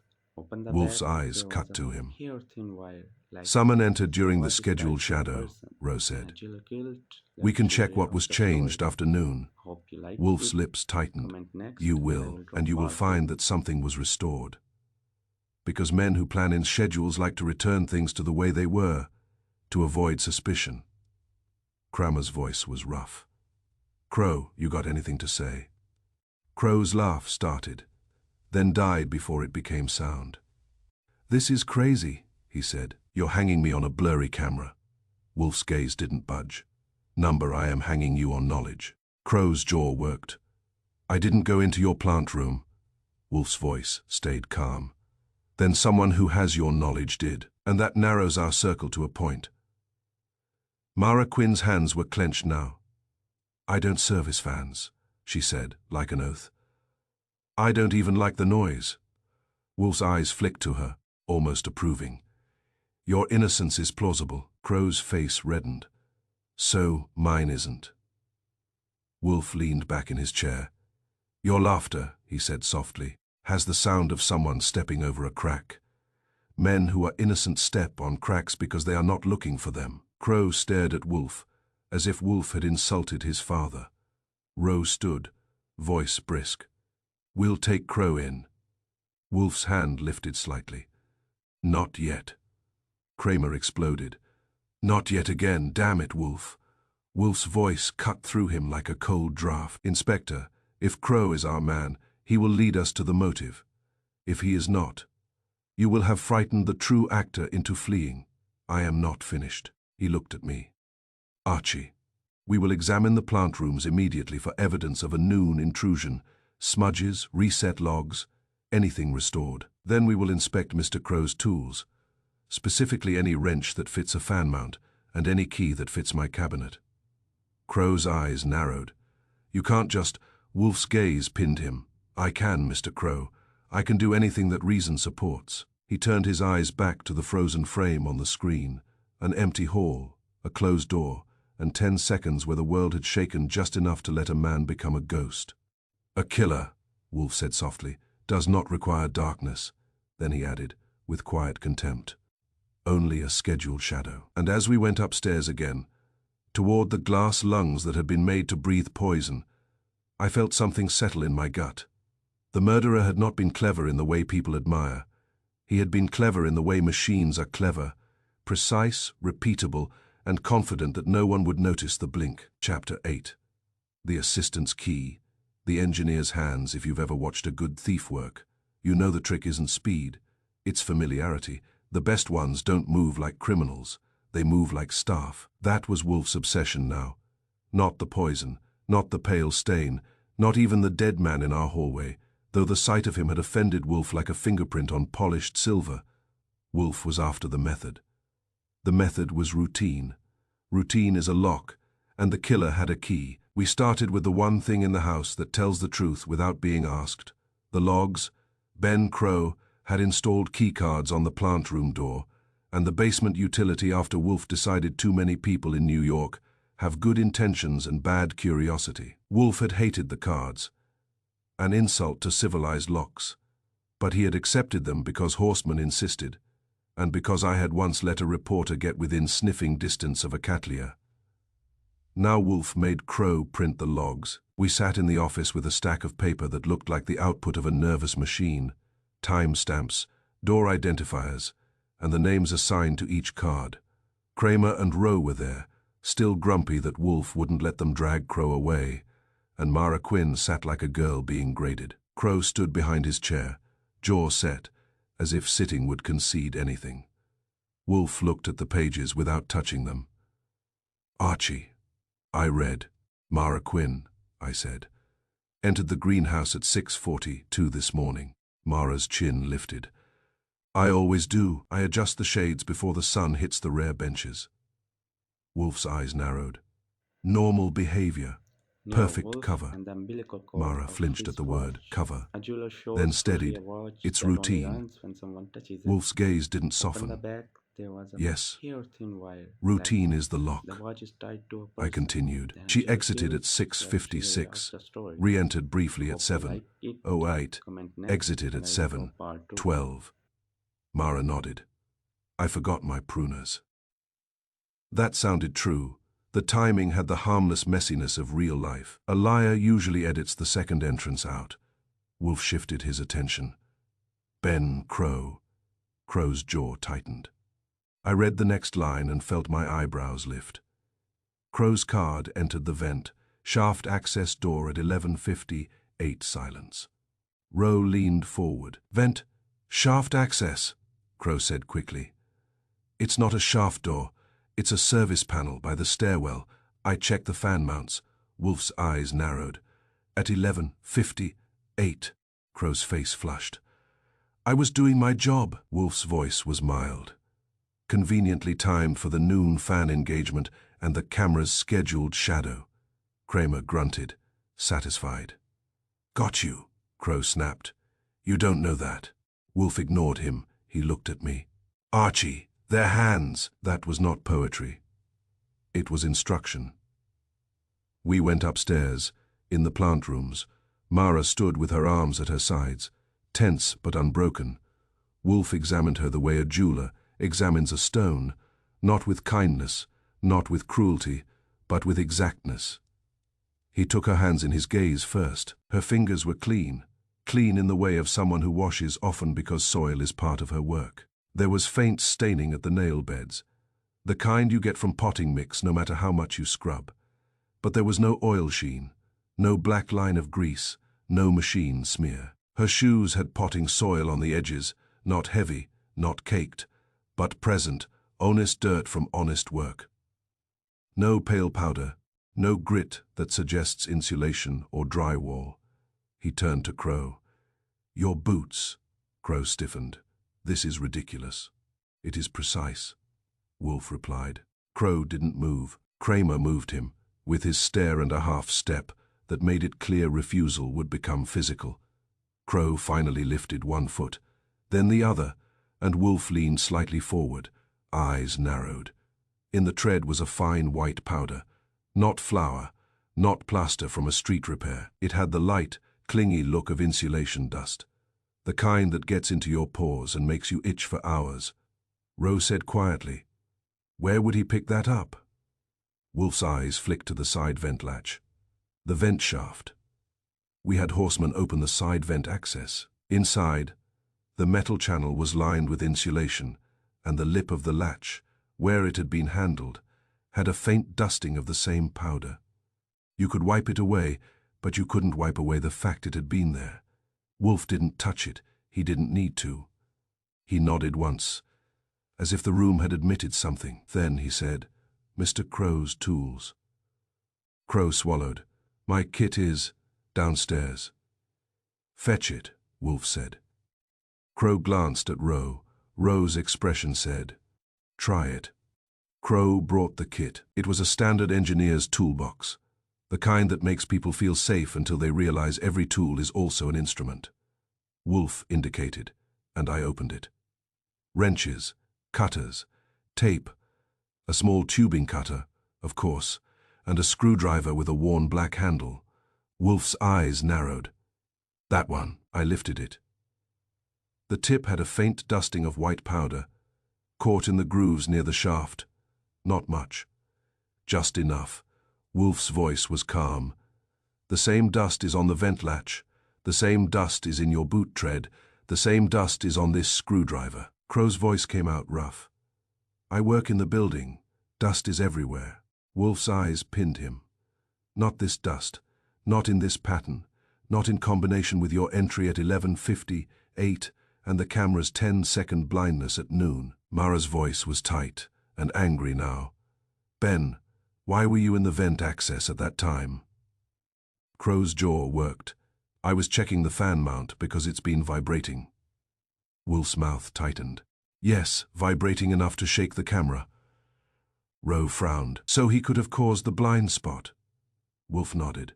Or used it, but more importantly, he knew it existed. Crow's face was pale. He looked trapped, and trapped men either confess or strike out. Crow tried to strike out with logic. This doesn't prove I killed Hale, he said. I wasn't even here when he died. He died in your hallway earlier. Wolfe's eyes narrowed. Correct. Therefore you may not be the hand that killed him. You may be the hand that erased. Crow blinked. Erased what? Wolfe's voice stayed calm, but there was steel under it. You entered at 11:58. You reached the plant room during the camera's scheduled shadow. You adjusted something. Perhaps removed the spliced segment. Perhaps restored a setting. Perhaps retrieved a container. You moved like staff because you are staff, but you thought like a thief. The words hung in the humid air. Mara Quinn exhaled, almost a sob of relief and fury combined. I knew it wasn't me, she muttered. Wolfe's gaze cut to her. Sharp. Do not indulge in triumph, Miss Quinn. Your routine provided cover. That is your mistake. Mara's face tightened. My mistake was trusting him. Wolfe did not disagree. I looked from the dust on Crow's screwdriver to the snapped petal on the bench, and the picture sharpened. Someone slipping into the plant rooms at the scheduled blink, steadying a hand on glass, moving near the rare bench, brushing a sleeve too close, opening a vent latch that had been oiled to move silently. The riddle tightened. Wolfe spoke softly, as if to himself, who moves like staff, but thinks like a thief. Then he looked up at Crow, and the question stopped being a riddle and became an accusation with manners. Chapter 9. The orchid that solved it. The trouble with most murder weapons is that they are loud guns announced themselves. Knives insist on drama. Even poison usually leaves a scent of desperation. This one had tried to be polite. It was Wolfe who found the discourtesy in it. The lab had called with preliminary results. An irritant compound, aerosolized, capable of causing respiratory collapse, when inhaled in sufficient concentration, especially in a humid environment where droplets cling to skin and fabric, not common, not easily obtained without some knowledge, not the sort of thing a gardener keeps next to fertilizer. Wolfe listened to the report with his eyes half closed, then hung up and said, "Bring me Hale's coat." Kramer objected loudly. Wolfe objected more quietly. Wolfe won. The coat was laid across Wolfe's desk like a fallen flag. Dark wool. Good tailoring. The collar slightly turned from where Hale had tugged at it in life, or perhaps where someone had gripped it in death. Wolfe leaned forward. He did not touch at first. He looked. "Archie," he said.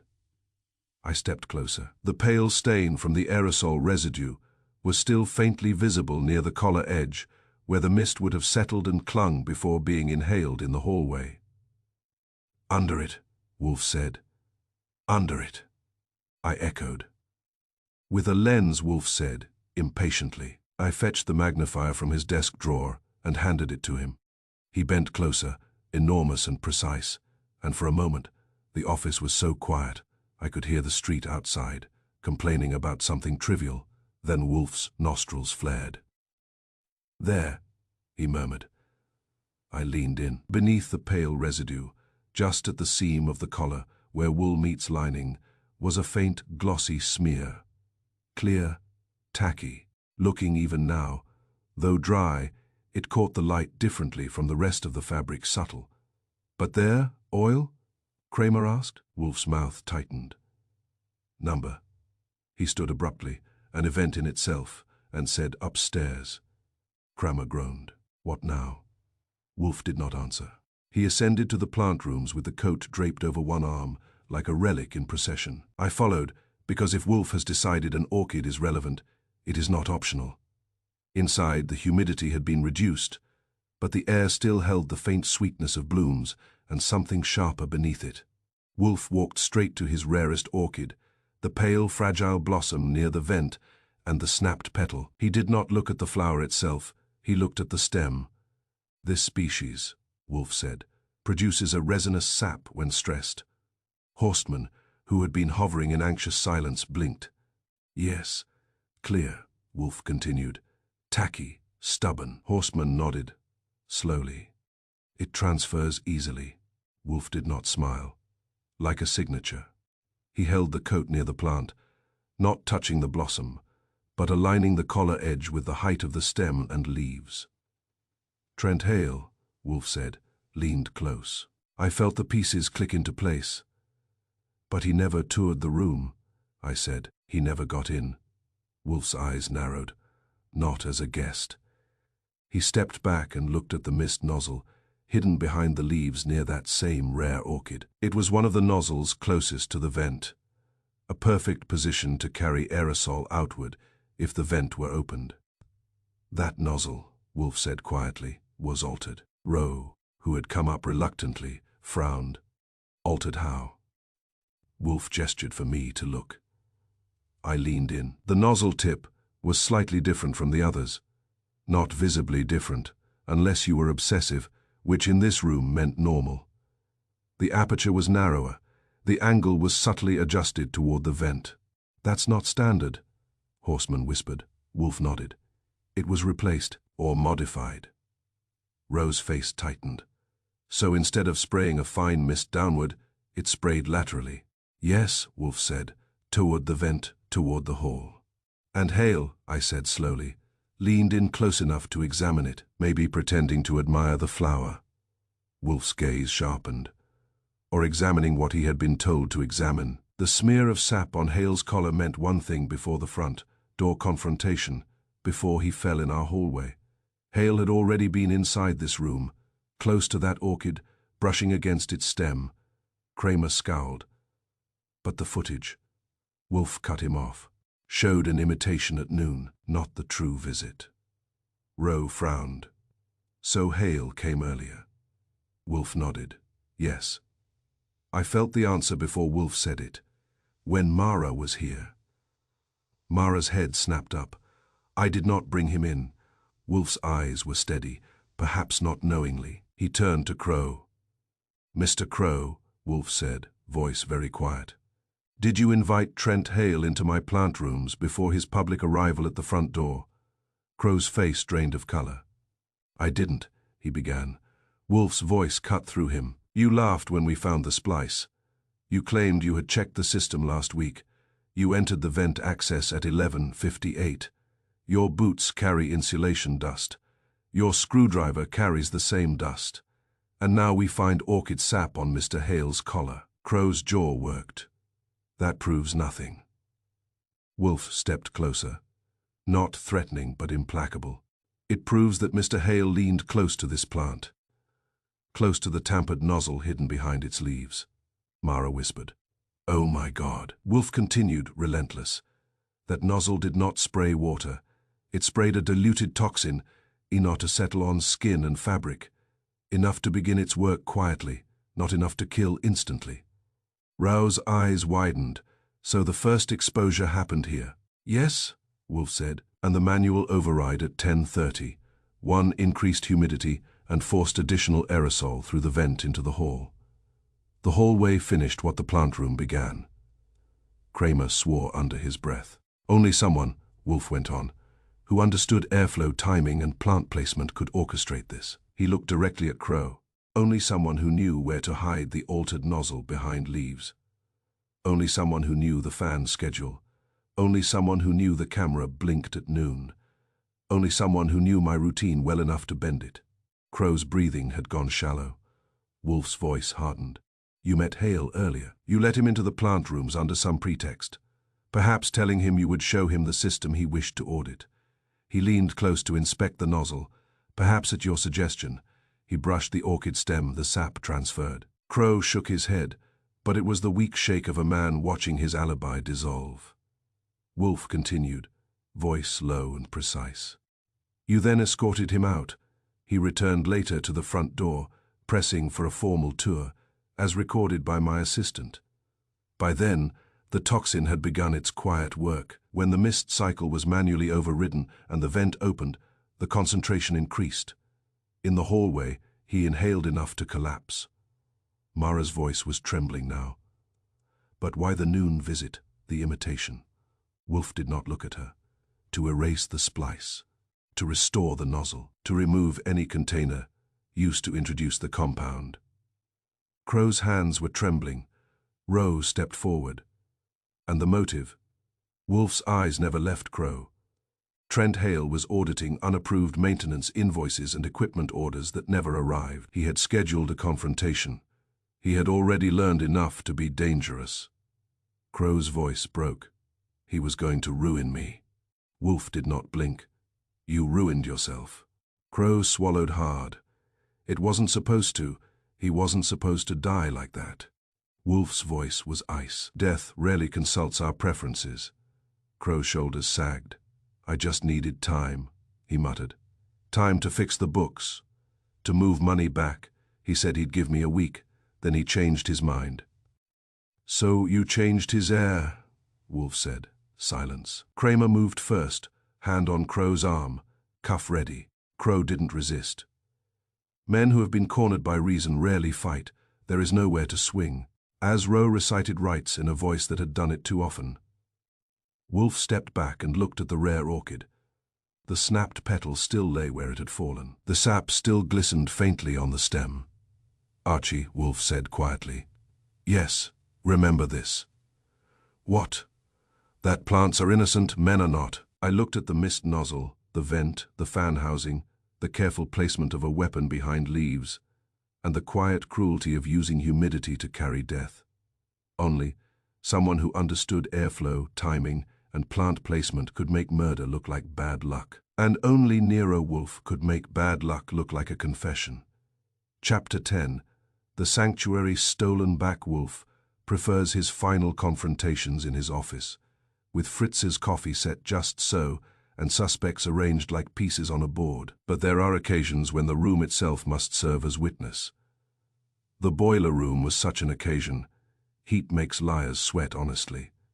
Ben Crow stood near the big iron bulk of the furnace, its steady thrum filling the silence between breaths. The air down there was thick, metallic, and practical. No orchids, no glass, no pretense. Inspector Kramer was present, arms folded. Lieutenant Rowe stood near the door. Mara Quinn had insisted on coming. Horseman had not. He had retreated upstairs to the plants, as if to reassure them that routine would resume. Wolfe stood in the center of the room, massive and controlled, his suit absurdly formal against pipes and valves. Mr. Crow, Wolfe said, we are here because you prefer machinery to flowers. Crow's face was gray. I told you, it wasn't supposed to. Wolfe cut him off with a slight movement of his hand. Your motive is not in dispute. It is printed. Rowe held up a folder.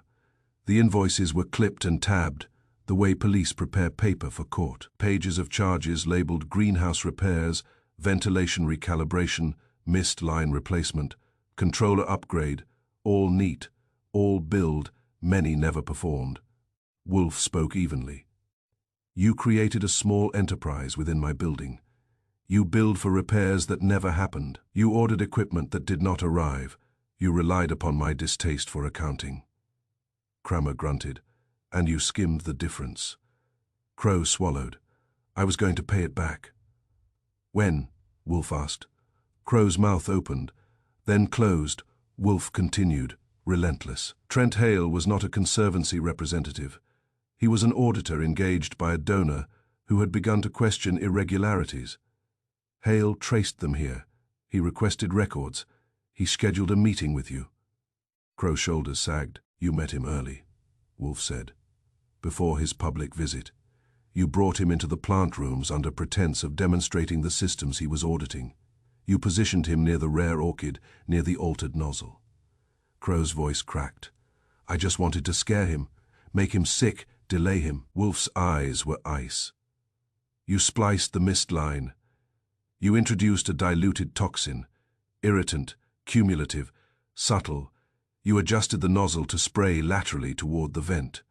You oiled the latch to avoid noise. You knew Mara would enter that morning, as always, providing normal activity in the logs. You used her routine as misdirection. Mara's hands clenched, but she said nothing. Wolfe's voice did not rise. It sharpened. You knew the fan engaged at noon, and that its vibration created a 10-second blind spot in the camera. You exploited that scheduled shadow to return and tidy your work. Crow's breathing quickened. You moved like staff, Wolfe said softly. Because you are staff, but you thought like a thief. Crow's eyes flicked to the invoices in Ro's hand. He was going to expose me. Yes, Wolfe said.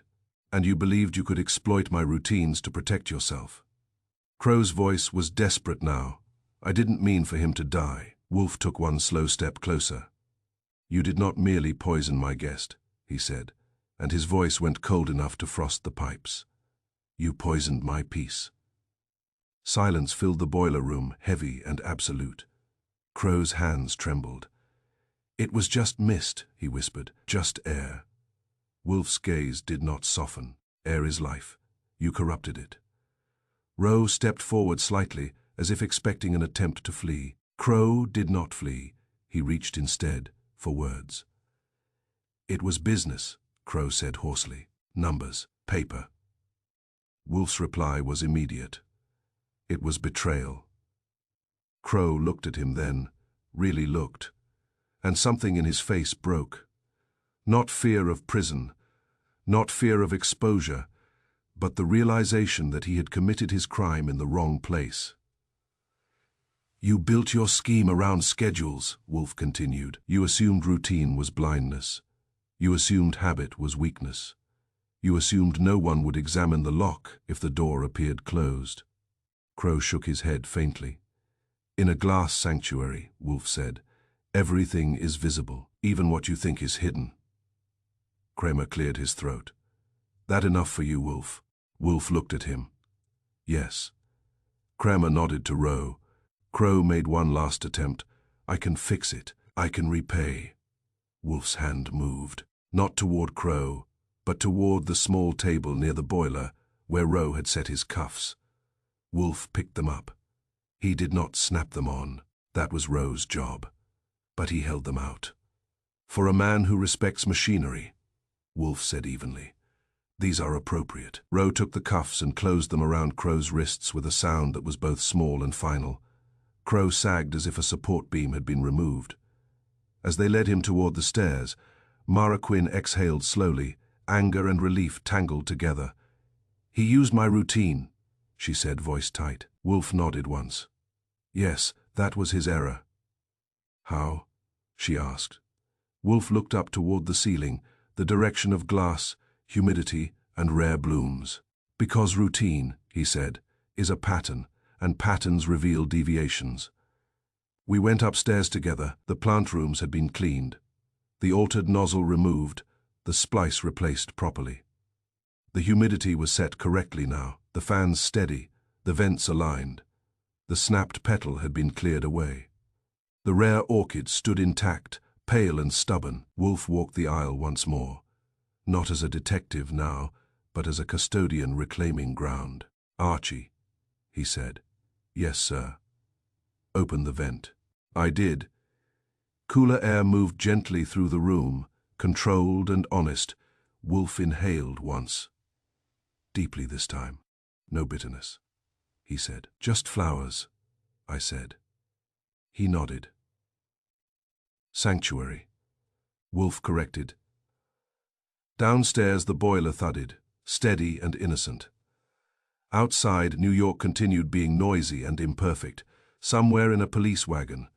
Ben Crow sat with his hands secured, and his invoices no longer theoretical. In the brownstone on West 35th, the mist would run again at dawn. The fans would engage at noon. The vents would open at dusk, routine restored. Because in a glass sanctuary, the truth does not hide long. It grows, and it always turns toward the light.